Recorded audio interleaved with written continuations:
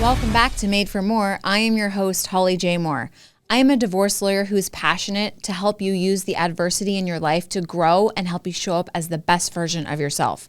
I am joined today and every day by my producer, Aaron Bender. We're going to take people behind the scenes here because when the podcast first started, you were booking all the guests. You were sliding into DMs and getting into comments, and that's how we got everybody. And then the podcast has exploded. Oh, yes. To the point where we have a booker, Jessie. She does an amazing job, but she took this one off. This was all you, sister. This one is mine, yes. And I get a little bit excited when it's like somebody that, you know, I have followed for a while on Instagram, or I have some sort of connection or contact with them. So yes, Candice, she's going to teach us all about attachment styles. And Aaron, you know what's really funny? So, you know, I try to prep for the show and know, you know, what our guest has going on and know a little bit about the work that they do. And so as part of my prep for this show, I signed up for her masterclass, and I took her masterclass just as prep, you know, innocent prep, like doing my homework. And I'm like, oh shit, this is me. This is all my problems. We are joined today with Candice Tamara. She is a trauma and mindset coach, educator, speaker, podcast host, and purpose-driven business owner. Candice, welcome to the show. Thank you so much for having me. I'm so grateful to be here. Yes, and I'm just warning you up front. I love talking with an accent, and hearing your accent is making me bust out my accent. But I'm going to try not to do that because it's a terrible accent. It's okay. I won't be offended, but I actually can't do accents at all, so I'm just going to stick to mine. Yes, okay. You sound lovely. Over there in London. Okay, so so I've been following on Instagram for a while. I absolutely love your content. And then, you know, I reached out to you and I was like, please come on my podcast. And you graciously said, okay. And as part of my prep for this episode, I signed up for your masterclass. And I took your masterclass, and I was telling Aaron when we were talking in segment 1, I was like, just taking it innocently to prep for the show. And when I was taking it, I'm like, oh my gosh, this is me. These are all my issues. This is my problem. So before we get into all my issues, why don't you? And it's a great masterclass, by the way, super helpful. Thank you so much. I'm so glad. Yes. First, explain to us, because I was talking to my makeup artist this morning, and it dawned on me that not everybody has been exposed to like attachment theory and the different styles and what it all means. So before we kind of get into the meat and potatoes and the really good stuff, can you explain to people, like, when we talk about the different attachment styles, what does that even mean, and what are the different styles? Yes, absolutely. And that is a good question, because I think although it is spoken about a lot more now, a lot of people don't know exactly what it is. So there are 4 attachment styles, and your attachment styles are created subconsciously in childhood from your relationships with your caregivers usually. And there are 4 different attachment styles. The first being is secure, which is a secure child would have received all its needs met and felt really loved unconditionally and accepted as who they are. And then there's 3 insecure attachment styles. So the first one is anxious attachment style, which is what I specialize in. And usually they have wounds of fear of abandonment and rejection. And what I just want to say is the abandonment doesn't have to be physical abandonment.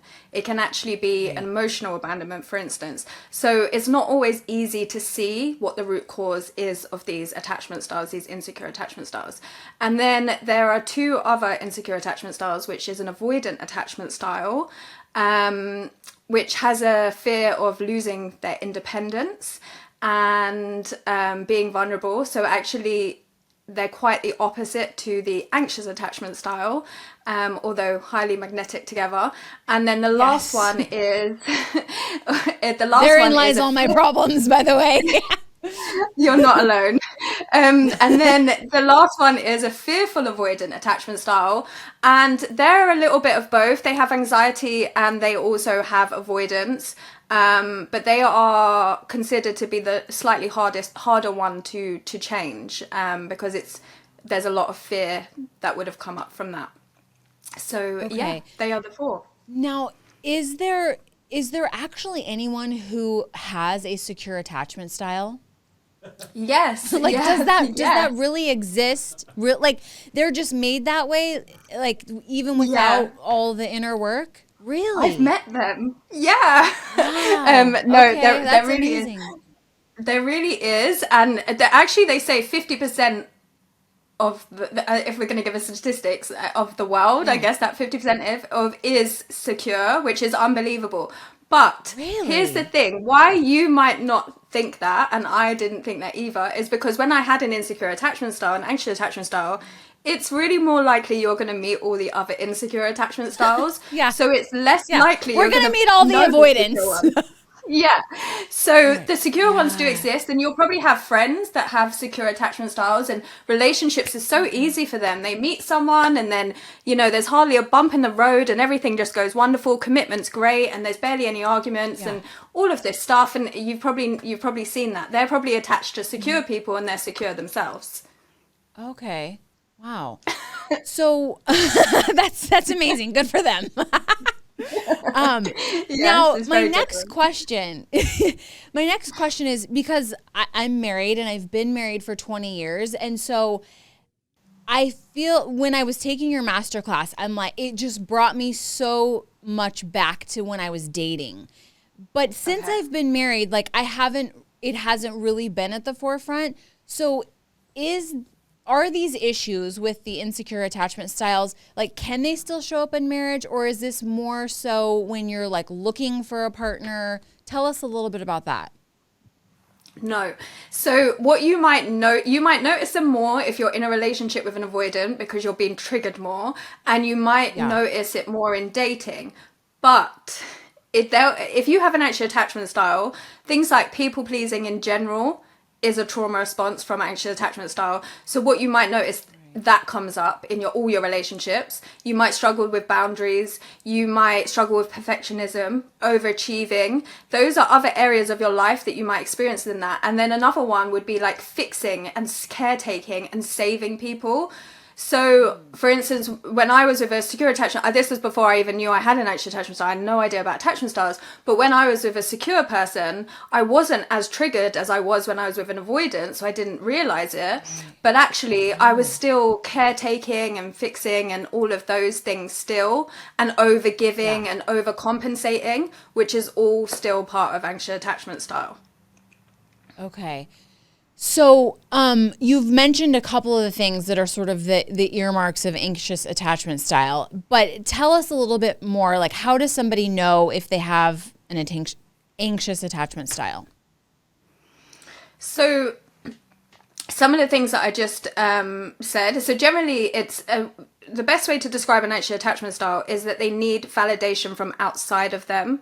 So a secure person doesn't look for that validation outside of them, but an anxious attachment style needs it from outside of them. That is that people pleasing, needing that approval from everyone else, not knowing your own opinion, not trusting yourself. You might speak to your friends about everything and you can't make a decision, for instance, or you don't trust your own judgment.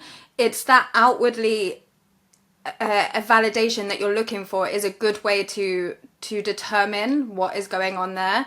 If you fear people are leaving you or they're going to reject you, that would be a very big sign of anxious attachment style. Okay.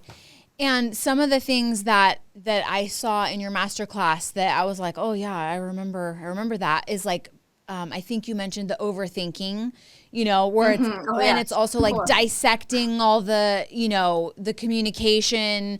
I know, like, it's like, oh my gosh, they, I mean, there wasn't really texting when I was dating, but I'm kind of thinking of like my single friends where it's like, we're looking at the text messages and it's like, oh yeah, okay, you sent them a kissy emoji, but they didn't send you a kissy emoji back. Like, what does this mean? Oh no, like they're not into you, right?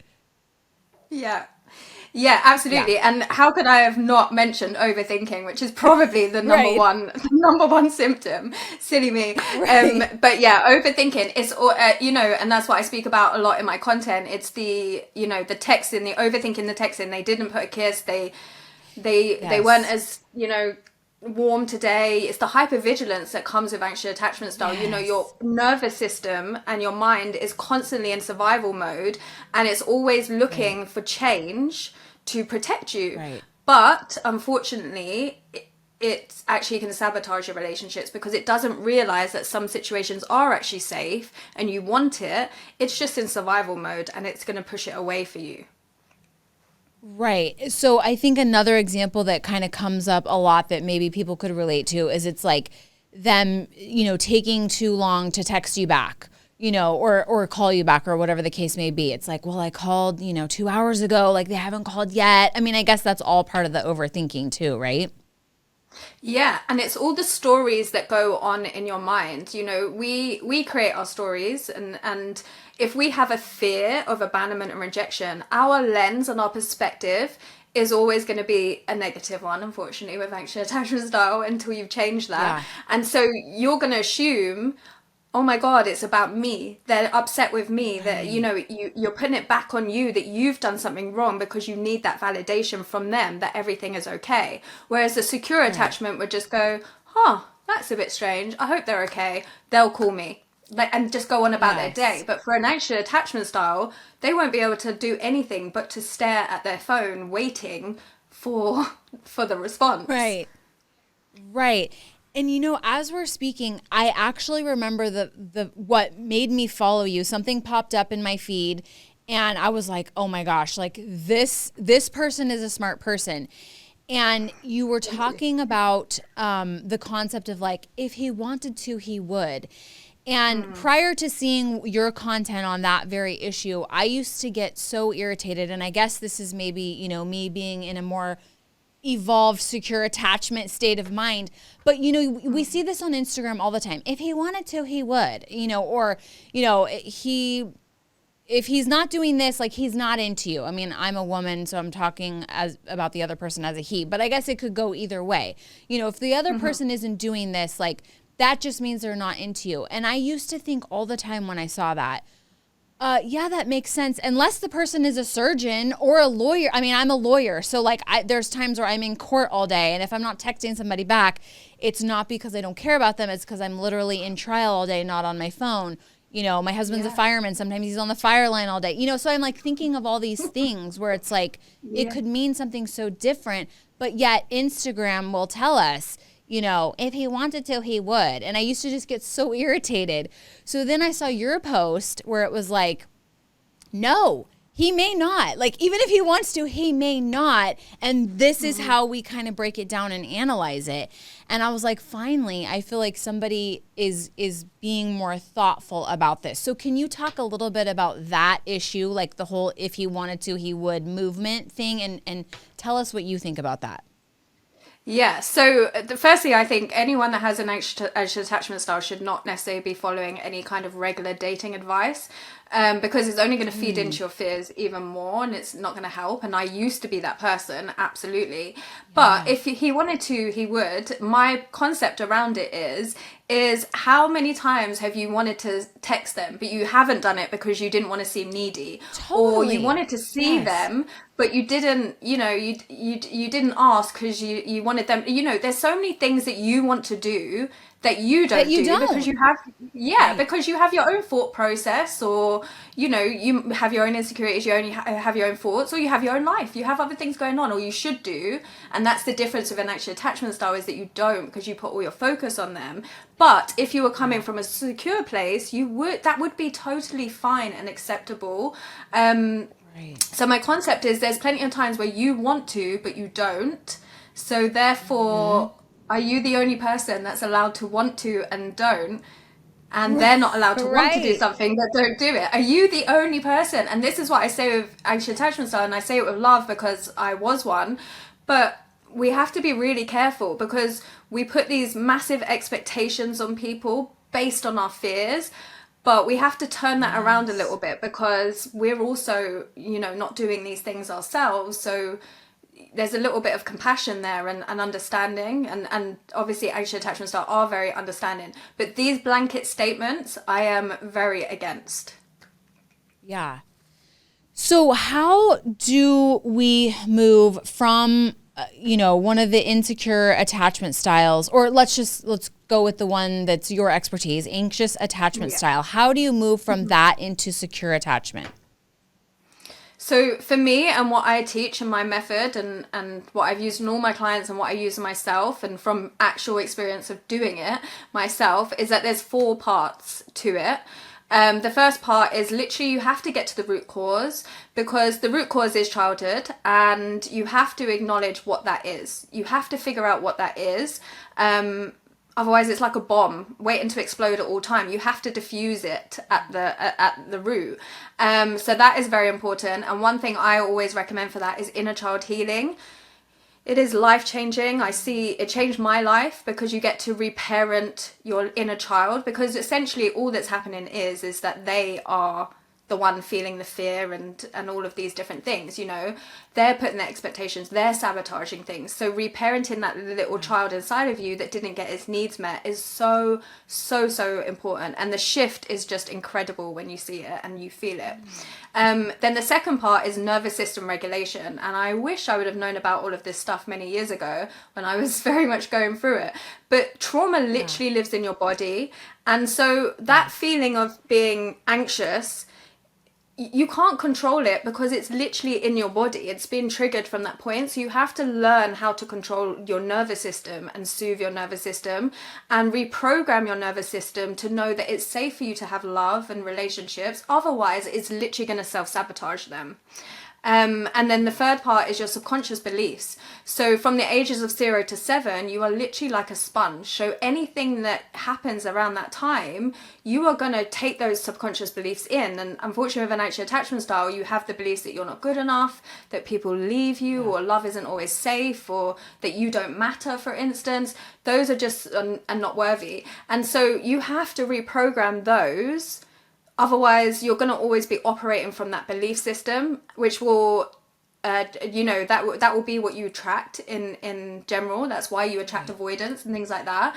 And then the fourth part is the conscious part. So the rest of it is all subconscious, but the fourth part is your conscious part, which is learning how to be a secure attachment. Because when you haven't known what your needs are, you don't know what boundaries are, you don't know what yours are, and you don't know how to communicate, you actually have to learn those things from a secure place. Once you have done that work, it becomes so much easier to do that.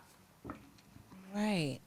So why is it that anxious attachment styles attract avoidant attachment styles? So anxious and avoidant are highly magnetic together, because essentially they see things in each other that they're missing. And actually at first it's great. A lot of the time for an anxious attachment style let me take that back. A lot of the time for any of these insecure patterns, it's actually that inner child in them that is just replaying the relationship that they had with their caregiver. So for instance, if they had to work hard for love and please, they will attract someone that they have to work hard and please for. And an avoidant isn't giving you all of that kind of stuff, for instance. Like, you do have to work hard for it with an avoidant. Right. So you're naturally just playing the role that you have learned to play in love. And an avoidant is a perfect example of that, where you just get to do that and prove your worth, instead of finding a secure partner who will just happily give you all the love without you having to work hard for it. That's going to feel really uncomfortable for you, because you've never known love to be, for instance. Right. Okay, that makes a lot of sense. It's basically like that is the dynamic that's familiar to you because of your childhood, so you gravitate towards that. That and that's the difference, where when you work with your inner child, it takes away that entrapment that you have, because you're stopping that kind of pattern from happening again. You're shifting out of needing that validation from your parent, because you're reparenting your inner child yourself. Right. Okay. So I think I actually saw something maybe this morning where you were talking about the golden retriever effect or dynamic, you know, where it's like, again, we'll just use guys because we're girls. Yeah. But it's like, you know, the golden retriever guy, the nice guy, like gives you the ick and you friend zone him. Can you talk a little bit about that dynamic and why that is? Yeah. So, I mean, the golden retriever and black cat thing has been quite big on social media right now. So I use it as a good example. But essentially the golden retriever is the nice guy, girl that literally just sees your value and gives you everything really easily without you having to work hard for it, which is, if you haven't done the work on feeling worthy of love and commitment, that you'll just see that as like, how could they like me so much? How could they just be giving me all of this? Because it's so foreign to you and you're just used to working hard for it. And as an anti-attachment style, we are used to being the golden retrievers. So, you know, and what I say in the post is, you know, initially you're probably the black cat until you're attached. And then as soon as your anti-attachment style kicks in, naturally you just start to overcompensate and overgive and become, you know, kind of be there, available, needy, all of that kind of stuff. And I say that with love and all of these things, which is the golden retriever way, which is why the avoidant then, you know, goes away. Avoids, exactly, so it triggers in. So so then if somebody's there doing it to you and you're used to doing the golden retriever thing, you're probably thinking, oh my God, like subconsciously you're like, I'm not worthy and deserving of this. This is not my role. And so you'll push it away. Right. Yeah. But ultimately, if we were completely secure within ourselves, like we would completely love the golden retriever. Like that's how it should be, right? Yes, of course you want the golden retriever. The golden retriever wants to meet your needs and actually has the emotional capacity to meet your needs and give you the love that you're craving, not just the good morning message, but like the, you know, the entire thing that you want, the commitment without you having to send long texts and run after them. What are we? Blah, blah, blah, blah. They want to do that. But this is where we self-sabotage, because if we're not ready for it, we will just push it away, you know. But that is essentially what you want to do, is when you reprogram yourself, you'll only want the golden retriever, because the golden retriever, it will be attractive to you. The one that's avoiding you and makes you feel like rubbish is not going to be attractive to you anymore. Right. Yes. Oh boy. Okay. So, if whoever is watching or listening to this right now and they're looking for love and they're like, I really want to find, you know, whatever their attachment style is, I really want to find someone that has a secure attachment style. What are the signs of someone with a secure attachment style? That they don't fear vulnerability. So they will, they'll let you know what their intentions are. They will be clear on that. There won't be any kind of hot, cold behavior. It will be very consistent. Their probably words and actions will align. That doesn't mean that they'll be calling and texting you all day, every day, or any of that stuff. They might actually go a bit slower because they're not looking for a spark, an addiction spark, you know, which is just the anxiety. Communication will be probably good. You know, you'll know where you'll stand. And I think most importantly is that you'll feel safe in your body. So I always say, like, and you have to be careful because you can sabotage this like the golden retriever. So know that could happen. But essentially, they'll make you feel safe. You'll be able to be yourself. You won't be people pleasing around them. You know, you won't be overcompensating, because they will make you feel safe to just relax. So look at how they make you feel. Okay. Now, does this mean that it won't does finding someone with a secure attachment style, does that mean there's no spark and there's no passion and it's just very like even keel and calm? Yes, I mean not no passion.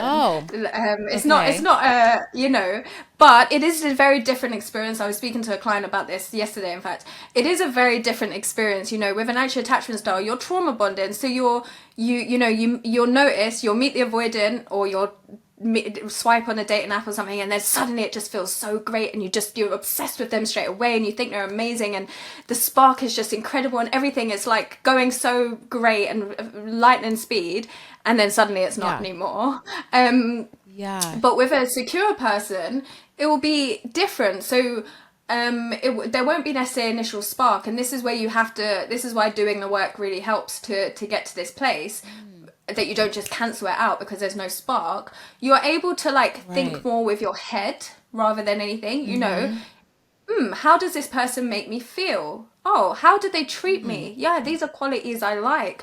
Is this person a good match for me? You know, and you'd have done the work to know who you are a little bit more, so you know what you want and what you need, and who you are, essentially, your identity, which can be all lost with anxious attachment style. And you're just looking at it from, you know, that kind of perspective. You know, you're going to like being around them. You're going to enjoy being around them. And another thing I say is, who are you with them? You know, look at those things. And then let it grow over time, because it actually should be a thing of it getting deeper over time as you build the foundations and you build something, you know, real, rather than a spark and then it just diffuses. So actually it's a much better way to do it, and your anxious attachment style will not be as triggered that way as well. Wow, interesting. Is it your experience that most people nowadays, like, if there's not a spark, they're like, I'm out, like, this is not it, and they may be discarding something that is maybe really actually a good match for them? Yes, yeah, and especially if they have an insecure attachment style. I mean, so many people are like, oh, there's no spark after the first date. I don't want a spark after first date. Like, it's very different. I would have been the same way, but I wouldn't want it. Like, I would just see it as an intriguement, or see it as like, one way I thought to put it yesterday was like, you know, imagine a friend that becomes a new friend for you, and obviously there's a romantic element. You have to be attracted to them. So I'm not saying that you wouldn't be, and you don't want to touch them and things like that. But, you know, there's a friendship element of like, I'm getting to know this person. Oh, yeah, I like what I see. Let's get to know them more and more and more. And the attraction and the feelings grow, rather than, you know, actually, no, there's no spark initially, because that is just not going to last. Like, it's just going to be the push-pull dynamic of trauma bonding. Right. So explain what you mean by the push-pull dynamic, because I think once people understand it, they'll be like, oh yeah, like they will know that they've seen that in their life. Yes, unfortunately, a lot of us have seen that in our lives. So it's also known as like the anxious and avoidant trap. So it's where they are highly magnetic together. But what happens is it ends up in a trap where at first everything's great, it's wonderful, lovely and close and wonderful. And then the attachment styles kick in. So unfortunately, the anxious person wants to get closer to the avoidant, because they need closeness for them to feel reassured, and they need constant reassurance. But the avoidant fears in their loss of independence and feels being vulnerable, so they pull away. And at that point, it sparks the anxious attachment styles trigger of abandonment. So they chase and run after the avoidant, and the avoidant is running away too. And then eventually the anxious person will set back a little bit, and then the avoidant will come their way, and it will be great again until it becomes too much again. And then the whole cycle continues and continues, unfortunately, just keep triggering each other. Right. That sounds so exhausting. It is exhausting. It is. Yeah. Wow. Do you think that insecure attachment styles, because from what I hear, you know, both from like friends and some episodes we've done on the podcast with matchmakers and things like that, and romance coaches, but it sounds like the dating world right now, it's a tough place it's a jungle out there. Do you feel like our attachment styles are contributing to how hard dating is in this day and age? Yeah, 100%. I think so. But on the flip side of that is that those attachment styles have been around for a very long time, but people didn't know about it, and people didn't know how they could change it or do anything about it. So I think the fact that there's so much knowledge about it now, and there's solutions to it, I think is incredible at the same point. But yes, there is attachment styles, but it's not just that. There's obviously dating apps now. There's so many options now. The whole landscape has changed in that respect. But yeah, attachment styles definitely makes it more tricky, for sure. Right. Yeah. Well, this has been very enlightening and educational. I know you offer different programs and things like that and coaching. If any of our watchers or listeners want to work with you, what is the best way to find you?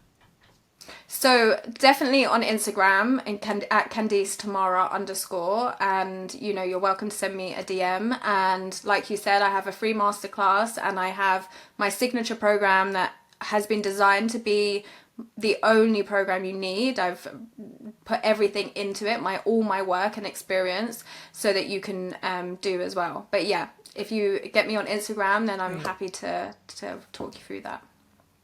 Awesome. And we will make sure that all of your information is in the show notes. Candice, thank you so much for being here today. Thank you so much for having me. It's been a pleasure. I've got just a little bit more to say. So as I was just innocently doing my show prep, I learned so much about myself. And I think it's just really interesting. I think sometimes that part of our purpose here on earth is to figure ourselves out and to figure out why we relate to other people in the way that we do and why we do the things that we do. And it's always just such a fascinating journey to go on.